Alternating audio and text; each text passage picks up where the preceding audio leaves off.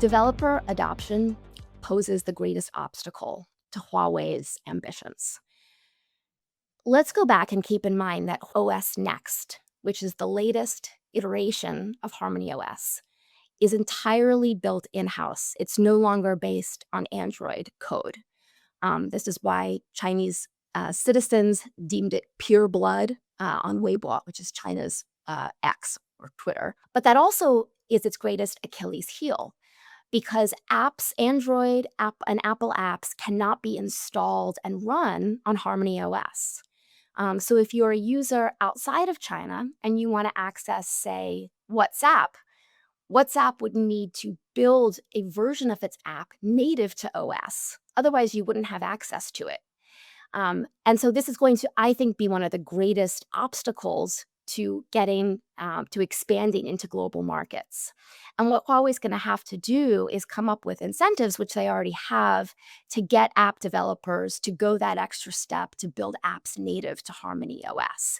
And they've done this, for example, by offering developers tools so they can automatically convert Android apps. They're also offering below revenue sharing deals to incentivize. Huawei's offering about 80-20. And they've had some early successes. McDonald's, Emirates, these are examples of multinational companies that have gone ahead and built an app native to Harmony OS. But they've got a long way to go. And I think only 15,000 apps have launched specifically for Harmony OS Next. And without more investment from developers, that global growth is going to be really limited.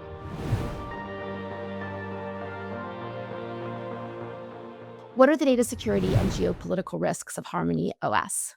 The rise of Chinese competitors inside China and globally will have sweeping implications for data security, for access to online information, and shift the geopolitical landscape in ways that extend far beyond the US or China, but will have ripple effects across other parts of Asia, Latin America, Africa, and Europe.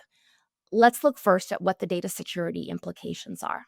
American officials for decades had concerns about cybersecurity vulnerabilities in Huawei equipment network infrastructure. This meant that there was a concerted effort around the world to replace Huawei equipment.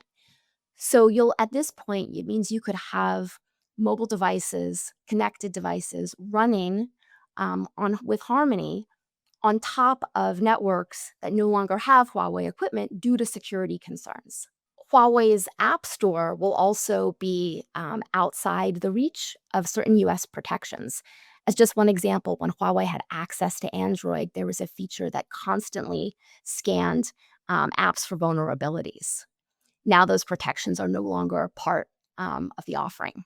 In terms of access to online information, global users could be subject to Chinese government censorship restrictions on apps and the content. In effect, extending the reach of the Great Firewall beyond China. What will it mean for global users who want to access Western news and other online information sources? Will that be filtered and throttled the way it is inside of China?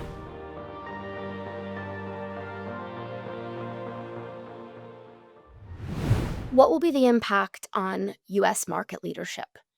We've never before had an alternative to the US operating systems, Apple iOS, Google Android, at the scale of Huawei's ambitions. And there will be significant shifts that happen in global markets. Let's look at countries that are not so friendly to the West, say Iran and Russia, and other parts of the world where Huawei devices will be popular and they will no longer be running on US operating systems.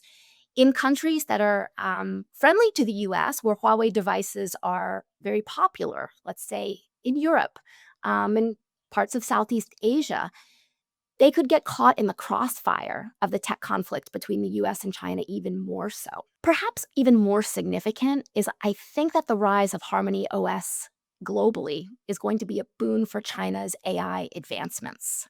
Keep in mind that that Huawei devices will be running with Harmony, will be running the mobile assistant app Xiaoyi, which is based on DeepSeek AI models. Other devices, like personal computers, will come loaded with applications also based on DeepSeek models, now that the Windows license for Huawei is gone.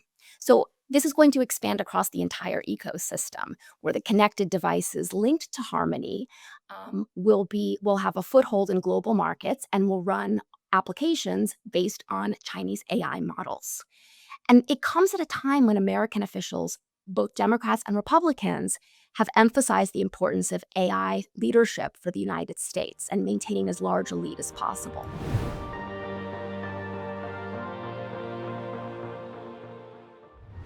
Huawei's ambitions are not just to change the online ecosystem for smartphones, but because they want to create a unified platform across cars, smart appliances, wearables, there will be sweeping implications for global markets, for geopolitical power flowing from who controls the data, the applications, the network infrastructure. Um, and so imagine a world where users are increasingly interacting with Huawei OS across all aspects of their lives. This is a fragmented world that is increasingly not subject to the kinds of security and privacy norms and standards that come with US platforms.